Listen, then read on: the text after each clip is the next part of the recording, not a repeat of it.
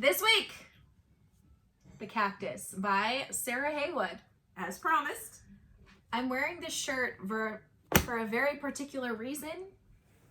It's backwards to you, but it says nope. Because this book... It'll be forwards to them. It might. I don't know. It's backwards to me. We're not in a mirror. Okay, well... It says nope. Regardless, it says nope, and that is exactly how I feel about this book. And I kind of liked it. So... This is going to be an interesting review. review. An interesting review because our opinions were quite different. For the first time so far since we've been doing this is the first time that we don't agree on the book. So, I mean... Let's start by saying hi, giving a Rona update. Well, we're still... We haven't chin-chinned yet. Chin-chin. Mug of the week. If my cat doesn't like you, I won't either.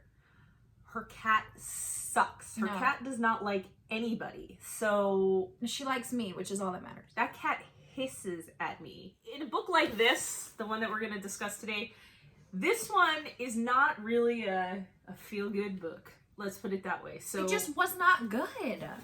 Let's discuss the premise first. Okay. Before you I'll let you do this and then I'll chime in because I don't have very pleasant thoughts about that book. I spent 2 days reading it and it sucked. I spent like 6 days reading it and it wasn't bad. It was it's a story about a girl. Woman. She's 45. She's 45, yes. That's a little She's strange. older than you. Yeah, she is. I'm not 45 yet. Not even close. Not close, no.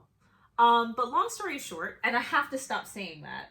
I've been told I've said. Do you understand how many times I counted? I said basically in the last review. We're gonna keep tabs on this. So if I say basically, just like hit me. We'll be okay. Yeah, it's the same thing. But this is a woman who apparently she's a real jackass. Let's put it this way: she doesn't like anything. It's in London. Set in London. Set in London again. Which now we're not going to London. R.I.P. London. We gotta wait till like August or whenever they open the borders again, but we're still going. I'm gonna go see my West Ham Hammers play. Keep our fingers crossed that we'll go. But she doesn't like her coworkers very much, but the very opening of the book, her mother dies and her brother calls to tell her that the mother dies. And this whole thing ensues. First of all, she's pregnant. 45 years she's old. in a condition. She doesn't admit that she's pregnant. But she almost vomits on the subway. Yeah, she basically says due to her present condition throughout the first few chapters. It's quite obvious that she's pregnant, but she just calls it her present condition. She goes back to Birmingham, which is where she's from, to take care of things, and comes to find out that her brother, her 43-year-old brother, 2 years younger who lives in the house, gets to keep the house as a life estate. So until he decides to vacate, he gets to keep the house, which means that the house proceeds cannot be sold. And that could be why you don't like this book, because I like the legal aspect of it, because they were quite right on that. If you have a tenancy in life estate, the person who it was granted to, until they either vacate or die, that house belongs to them. So the book is basically her trying to proceed with this lawsuit against her brother, saying that her brother purposely manipulated the mother, who may have had dementia, into changing her will so that the mom never had a will, so she had a few strokes. She had like, I want to say like 2 mini strokes, or one was a mini stroke, one was a full-on stroke. And the daughter, obviously living in London, did not go to see the mom very much after she had her strokes.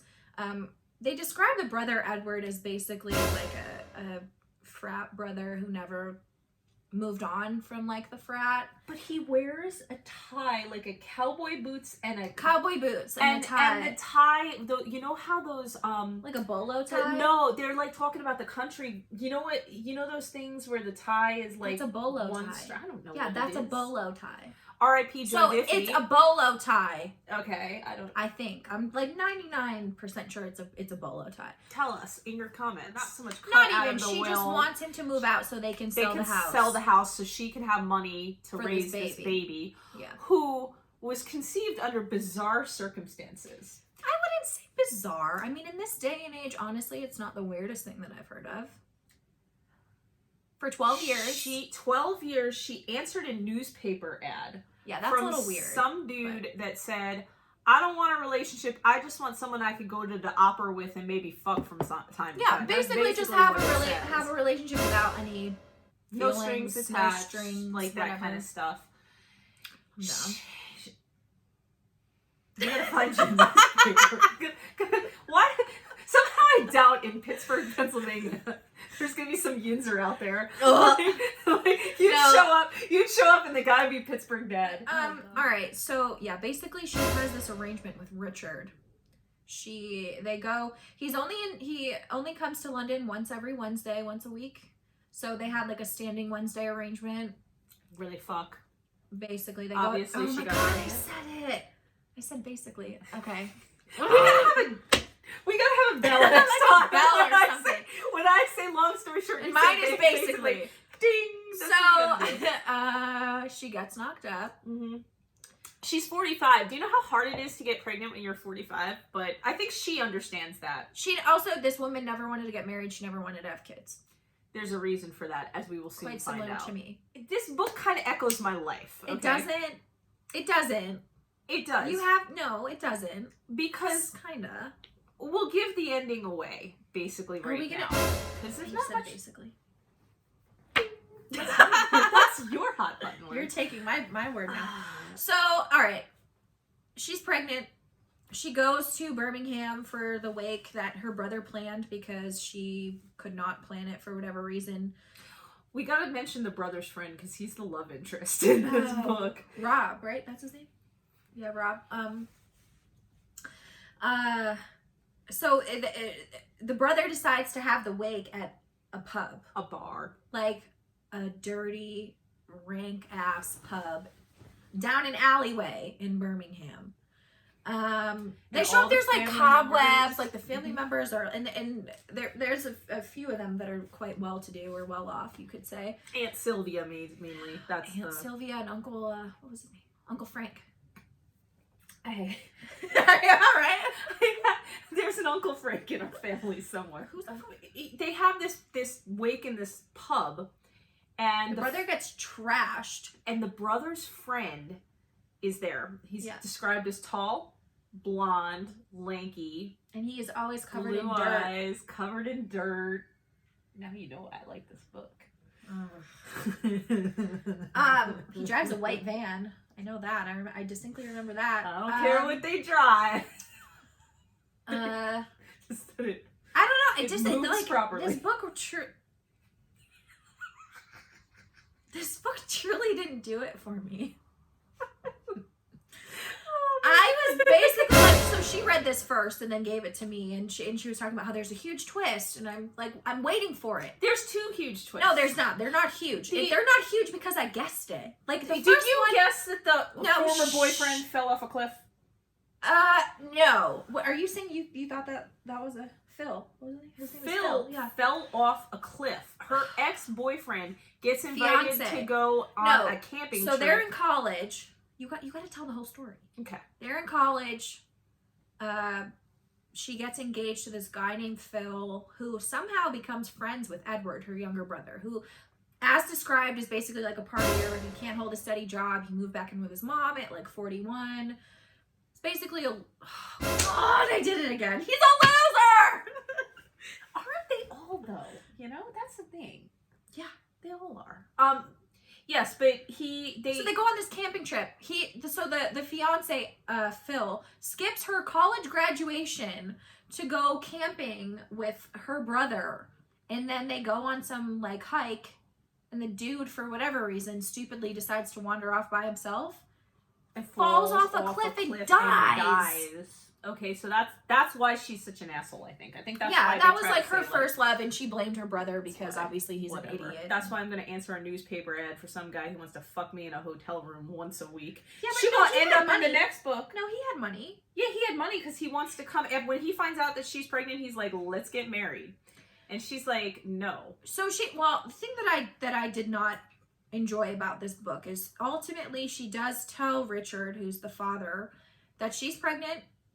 Or first she breaks things off with him, and he like demands an explanation, And she tells him like a week later, I'm pregnant. I don't need your help. I don't want you here. You can leave. Bye. And shockingly enough, the father is like, no, like, I want to help. I want to be there. I'll give you money, whatever, whatever. And then he buys her a maternity bra at the store. Yeah, but that doesn't really matter. That's later on. She's just kind of a bitch about it. Yeah. So the big twist, the first big twist is that the first fiance died a long time ago. But the second big twist is the reason that the mother did not put the estate equally between brother and sister is because they were not truly brother and sister.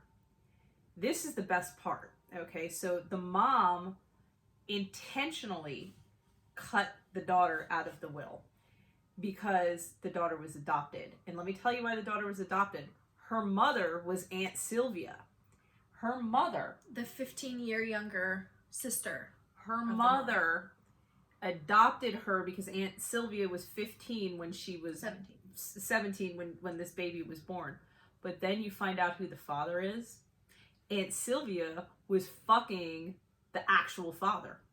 So the Aunt Sylvia... Only once. Supposedly only once. It was at a wedding. Yeah. The 17-year-old got trashed, which I've gone to a lot of weddings underage. I was never served alcohol, so I'm kind of upset about it. You can drink when you're young in England. Yeah, that's true. Oh, yeah, so it's a little bit different. But true. She gets trashed and fucks her sister's husband and gets pregnant. He's also an alcoholic. They don't ever really get into his issues, but there is a lot of history with the dad. Mm-hmm. Whether the dad's dead. The dad was dead throughout the entire book, but they briefly talk about it. She doesn't like talking about her childhood. But yeah, she names that baby Nell. Yeah, and so throughout the bullshit of the book, she ends up... The dude, Rob, also, we just need to mention, he casually mentions to her that when she's talking about the father of this child and that she's basically cutting him out, he mentions that when he was in college, he was dating a woman named Allison. Allison gets pregnant, and he basically abandons bounces. The child. Like he's out, which, you know, it unfortunately happens very often. And that for the rest of his life, he's regretted that he never knew his son. So he's telling her, like, you're gonna trust me, like, just give him a chance. Unless he did something to not deserve to be there as the father of the child, you got to give him a chance. And then he goes and he says, like, I'm trying to get Allison back, who's the mother of his child. That part was a little weird. It's weird. So he's like, I'm gonna get back together with her. Like, we are destined to be together. That's the love of my life. So randomly, they go to Liverpool. He goes. Mm-hmm. Just him. Yeah. He goes. He meets his son. He meets but sees Allison and realizes, you know, this relationship or this person I built in my head is nothing like who she really is now. Like, we've changed. It's been 20 something years. His son is like in college. I think he's studying for his PhD. And then he comes back. He picks this chick up to take her somewhere, the main character of this book, and goes, by the way, 9 months pregnant. Yeah, she's basically 9 months pregnant. Oh God, I said it again. She's 9 months pregnant. Not basically, she is. And they're driving back and he goes, I think we should move in together. And she's like, no. They've never kissed. They've never hooked up. They've never talked about having feelings for each other. He just basically throws it out there. Like, you know what? Let's move in together. And she says no. And then they played board games. They played board games after their New Year's Eve party that they went to together. She goes into labor while her brother is there. Her brother drives her to the hospital because they're at some mediator. They're at a mediation. They're at a mediation meeting trying to figure out the estate. They both basically concede to each other. We want to fuck each other after this is all done. And... No, not the brother. I'm talking about the brother and the sister. They're at this mediation meeting, and they both are like, she's like, you know what, you can keep the house. I don't care. And he's like, I don't want the house either because there's bad memories, which they never get into. You have no idea what happened. I think they're implying with the alcoholism was the bad memory. I think he was abusive or something. He must have been abusive or something. But so she goes into labor at this mediator's office. He drives her to the hospital, and she kicks him out for some reason because she doesn't want her brother near her child. And then Rob shows up. Yep. Yeah, the neighbor shows up who she became friends with. who lived above her. And then she had a C-section. She had an emergency C-section. It's like the first C-section book I've ever read where the birth ends up in a C-section. But you know what? They blame it on her age. They do blame it on her being old, that her muscles are not doing what they're supposed to or whatever. That's exactly what happened to me when I was 31. Yeah, that the child goes into distress or whatever, and then they have an emergency C-section. And actually, prior to Rob even showing up at the hospital, she tells her neighbor Kate to call him and say she wants to move in with him. Yep. Just say yes. Yep. And then they move in together. And then they move in together, and he raises this child. And the father of this child comes to the hospital and sees it, and he leaves. Pieces out. And that's it. That was the book. It's not good. Here's why it was good to me. Okay. I love cactuses. You know. There was barely any cactuses in this book. There's 2 cactuses. You ordered me succulent cupcakes for my birthday. That is how much I enjoy cacti / succulents. So I'm like, you know what? Succulents. This book is right up my alley. It's true. Anyway, this book.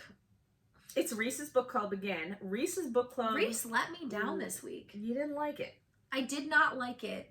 I honestly, maybe it's because I was in such a rush to read it that I wasn't truly attached. I was like, no, I gotta fucking read this so I know what I'm talking about. Yeah, you're not gonna rush this week because I'm not gonna rush this week because I have been looking forward to this book. However, I have to say that I already watched the movie on Netflix.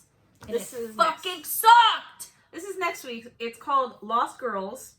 And it is about the Long Island serial killer. Went to Robert Moses more times than I can count in my life. I almost died there. That's where the riptide happened. Yeah. Right by Gilgo Beach, where I had to swim parallel to the shore with Kerrin. She'll remember this. We almost died there. So not by the hands of the Long Island serial killer, but this is not what I thought it was. We'll go over it next week, though. My issue with the movie, at least, more than anything else, I don't know why you're grabbing that again. Week 2. I got past 2 more pages. 2 whole I'm pages. up to page 45 now. But really quick, what I have to say, I'm kind of nervous about reading this book just because the movie. We'll do Lost Girls next week. I'm sure there will be plenty of Long Island stories for you. I'll tell you all sorts of crazy facts about the places that this happened. I don't know much. I'll tell you where to go. First of all, if you're going to Long Island, and you're gonna, just don't prostitute there. That's what I'm gonna learn to tell you from this book. I'm gonna save some lives here. That's all I have to say about this book. Mm-hmm. And as far as the Rona updates, everyone's still inside. Stay inside. She and my uncle and her kids are the only humans that I've seen in the last 3 weeks. She's it for me. Oh, Pete. Pete. What's up, Pete?